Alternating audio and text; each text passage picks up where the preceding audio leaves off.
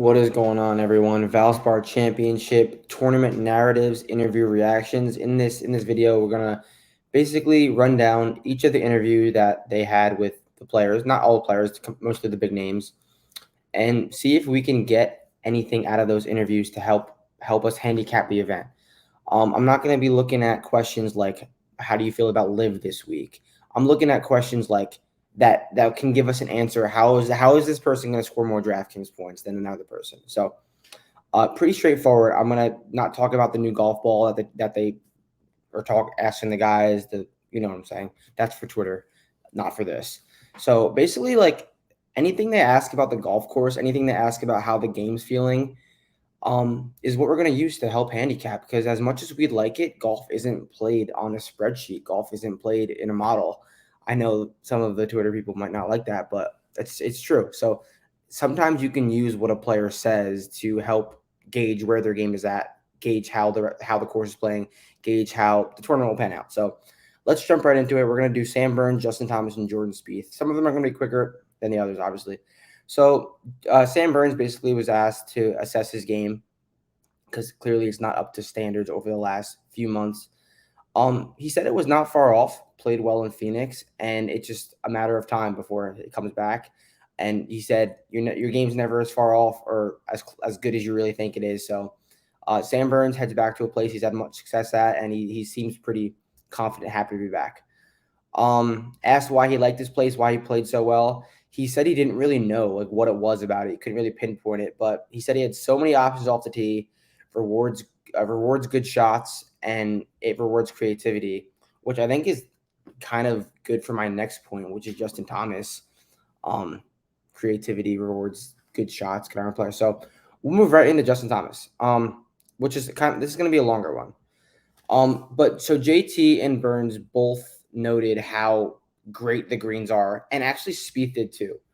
They noted how great the greens were, the best they've ever seen the greens at Innisbrook. So that could be something. Like I feel like for all of them to say the same thing might be a thing that these greens are better than they usually are. I don't know, but they all noted how well the greens are. They asked JT, what does this course demand, particular shot shape, anything specific like that? He basically said, and I'm summing up everything. I'm not reading everything verbatim. Some quotes I will read verbatim, but it's better to sum it up. He said no, basically just driving it well, driving in the fairway requires some shot shaping into the dog legs because they're going to be left, going to be right. This quote I'm going to read verbatim, talking about the shot shaping specifically on one hole. So where is it now? Okay. It requires some shot shaping, both to work with the dog legs, but also to hold some fairways. You get a fairway like number 6, a hard dog leg right, but it kind of has some Olympic vibes where the fairway slopes hard right to left. So not only do you need to cut it quite a bit, but you need to cut it, land it in the right side of the fairway, and hold the fairway. The next hole, you have wind off the left, fairway slopes left to right. So as a fader, I am like that fairway feels very, very small to me versus if I drew it. So he's basically saying how you do need to shape shots off the tee. That might not be with a driver, that might be with an iron, but it requires you to hit demanding golf shots off the tee, similar to what Burns said. They asked him to characterize his year so far. Clearly, it hasn't been great for Justin Thomas. He said he's frustrated for sure. He's working really, really hard to get back, and he feels like he's really close. He has weeks where he feels like he's really close, and then he has weeks where he feels like he's really far.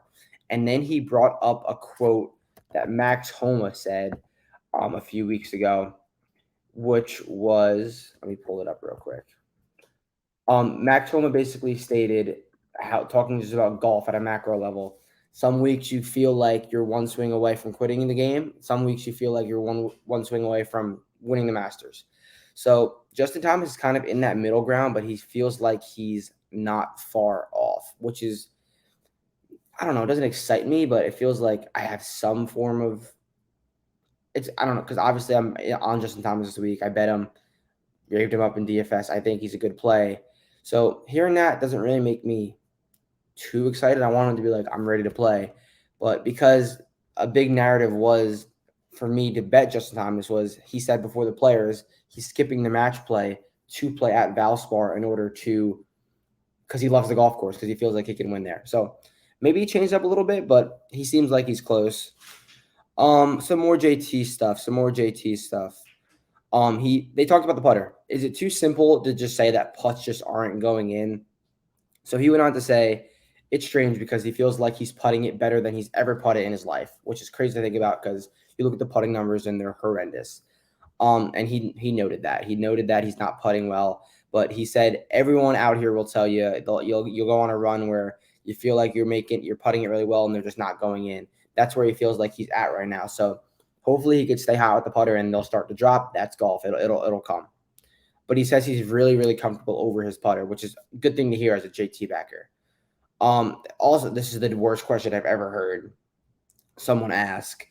Obviously, the Players' Championship was delayed over the weekend with the weather. They asked him, since he was like on the cut line, kind of far back, did you ever want to like miss the cut so you could have some more days off? He basically just said no, like no. One, that's the highest purse in golf. Two, it's the Players' Championship. Three, he went on to say how Tiger told him, anytime you make the cut, you're live. And as golf bettors, we know how true that is. Like Scotty Scheffler's done it. Guys that came back after making the cut. So one, that's a horrible question. Look what Tom Hoagie just did on Saturday. Shot the course record, and finished third place. Made a lot of money at the Players' Championship. And Justin Thomas went on to say how he wished that he could have had a round like Hoagie did, but he didn't. All right, enough of Jordan Spieth. Enough of Justin Thomas. We'll talk about Jordan Spieth. Just a quick one. What made you come here after not playing the last few years? He said he wanted to play in 21, but COVID got in the way. And then last year, his brother had his wedding, so he had to miss the event for his wedding. But he says how much he loves this golf course. Obviously, has had great success here. And he went on to say how much he loved the greens and how pure the course looked. He said it's looked the best he's ever had. So, best he's ever seen it. So, I think it's the guys are saying that this course looks amazing, which more than I read these interviews every single week. I don't know why. I've never heard so many guys say, like, this course looks amazing. I guess Innisbrook usually doesn't look that good. I don't know. I've never been there. He was asked, solid play last 2 weeks at difficult golf courses, challenging to play 3 straight mentally and physically. He wanted to say physically no, because they're fairly flat golf courses, firm ground, easy to walk. Mentally, yes. API, he said API always takes a lot out of you. API, you hit some good golf shots that don't get rewarded, and it can happen at the Players too. He said at the Players he lost some strokes off the tee, and it was more just bad shot shapes, bad selections off the tee rather than miss hits. So he needs to get back to driving the ball like he has been, and I think he feels fine.